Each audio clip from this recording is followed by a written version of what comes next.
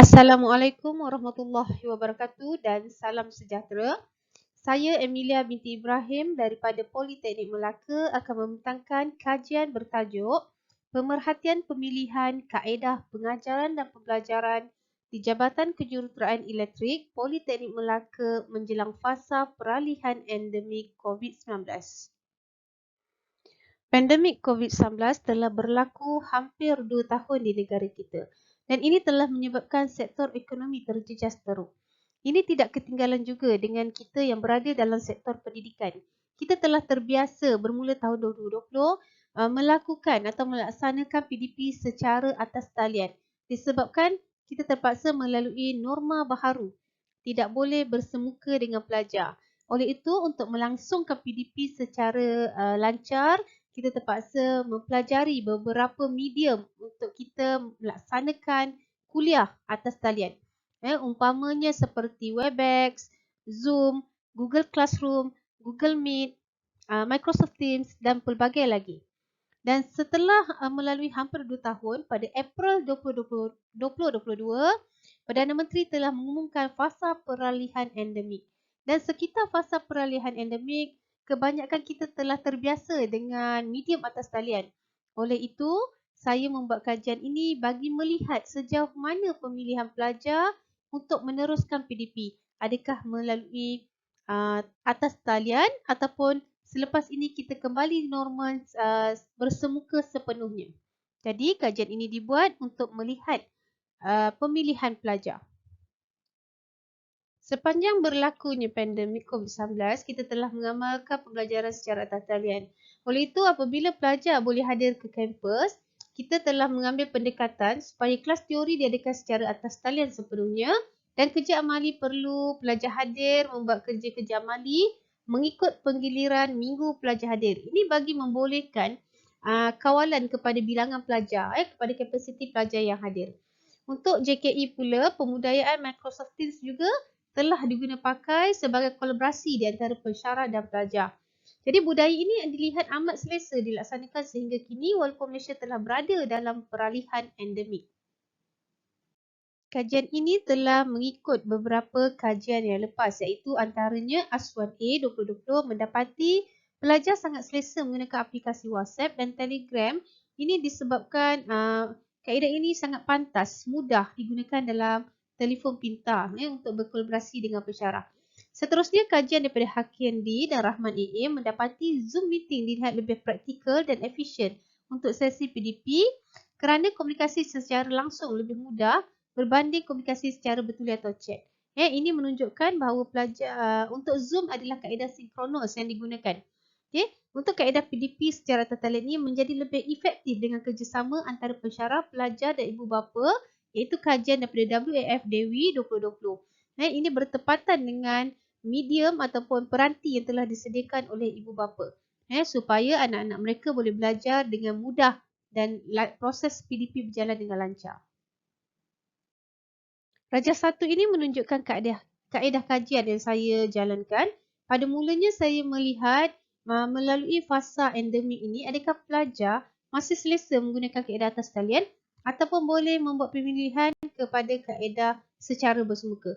Oleh itu, kajian ini saya telah bangunkan menggunakan Google Form dan mengedarkan kepada 47 orang responden Jabatan Kejuruteraan Elektrik.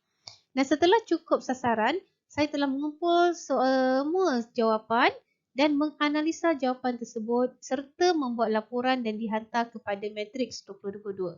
Dan hasil kajiannya adalah seperti seterusnya. Okey, daripada maklumat yang saya dapat, untuk rajah 2 ni kita nampak graf di sini menunjukkan peratusan responden yang bersetuju kuliah diteruskan secara atas talian. Manakala untuk rajah 3 di bawah ini, peratusan responden yang bersetuju kuliah secara atas talian memberi lebih fokus dan jelas.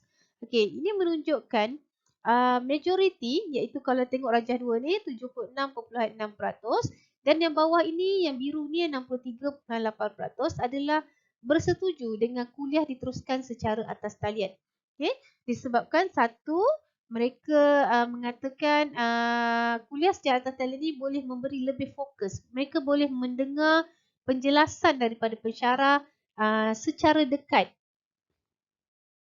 Okey, untuk peratus yang tidak bersetuju kuliah dijalankan secara atas talian, kita lihat 36.2% pelajar atau responden ini tidak bersetuju. Mereka lebih bersetuju untuk mengadakan kuliah secara bersemuka. Dan ini disebabkan beberapa faktor.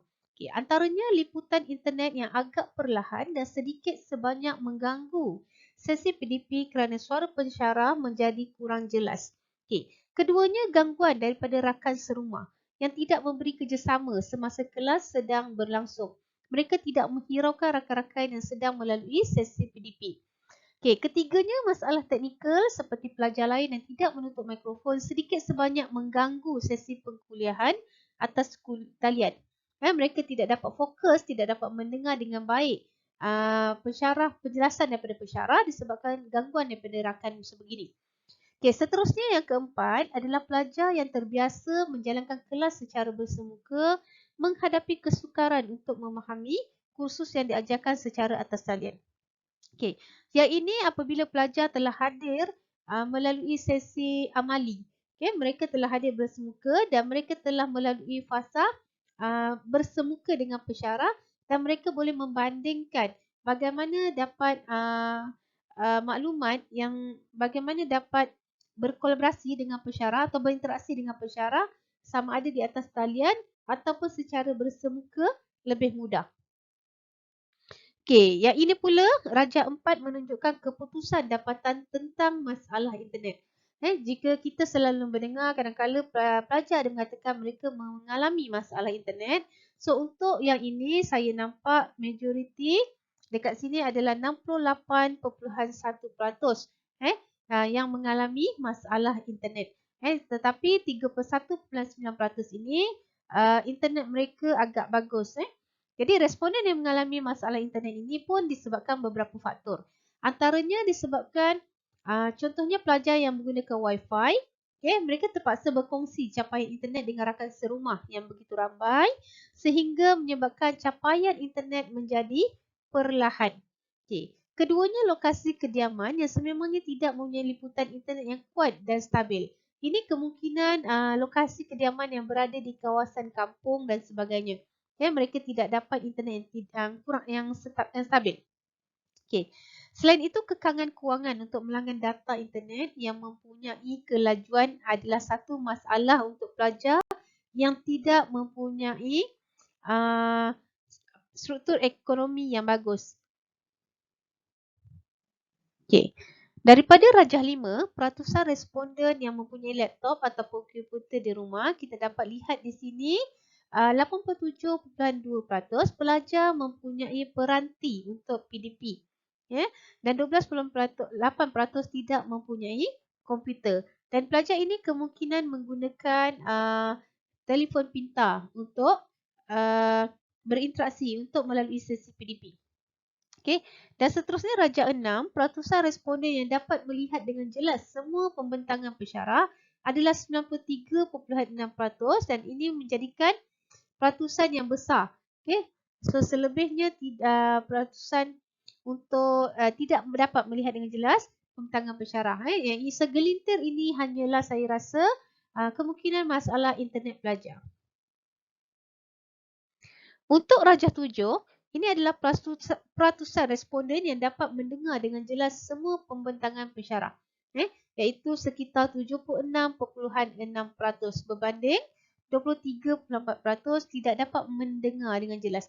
Kemungkinan ini disebabkan faktor daripada internet mereka ataupun gangguan daripada rakan yang berada dalam kuliah tersebut. Baiklah, daripada itu, kesimpulan yang saya boleh dapat adalah para pelajar Jabatan Kejuruteraan Elektrik lebih memilih pembelajaran secara atas talian pada fasa peralihan endemik ini. Ini adalah berdasarkan beberapa faktor seperti pembelajaran secara atas talian memberi lebih fokus tanpa gangguan rakan sekelas dan mereka dapat menerima maklumat pembelajaran dengan lebih jelas, iaitu antara pensyarah dan juga pelajar. Mereka hanya melihat peranti dan mendengar dengan baik dengan memberi fokus kepada apa yang telah disampaikan oleh pensyarah. Keduanya, pelajar dapat melihat kembali rakaman sesi kuliah yang dapat memberikan lebih kefahaman dan mengesan sudut penting yang tertinggal untuk pelajar tersebut. Ini adalah amat penting untuk pelajar gunakan ketika membuat assignment, ketika ingin mengulang kaji pelajaran, mereka boleh melihat kembali rakaman yang telah tersimpan. Contohnya di Politeknik Melaka, kita menggunakan Microsoft Teams. So daripada situ, pelajar boleh lihat semula.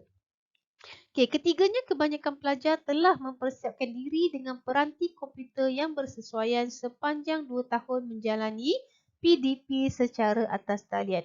Mereka telah menggunakan kewangan mereka untuk membeli peralatan seperti komputer, tablet, telefon pintar yang lebih bersesuaian untuk PDP, dan ini sekiranya tidak digunakan, mereka menganggap itu adalah satu pembaziran untuk mereka. Baiklah, kertas kajian ini boleh digunakan juga sebagai rujukan kepada para pensyarah di Politeknik Melaka bagi menimbangkan kaedah PDP atas talian yang terbaik untuk pelajar mereka di fasa peralihan endemik COVID-19 ini. Para pensyarah boleh memilih sama ada untuk bersemuka ataupun atas talian. Akan tetapi apabila kajian ini telah dilakukan, saya melihat ini lebih kepada kebaikan secara atas talian.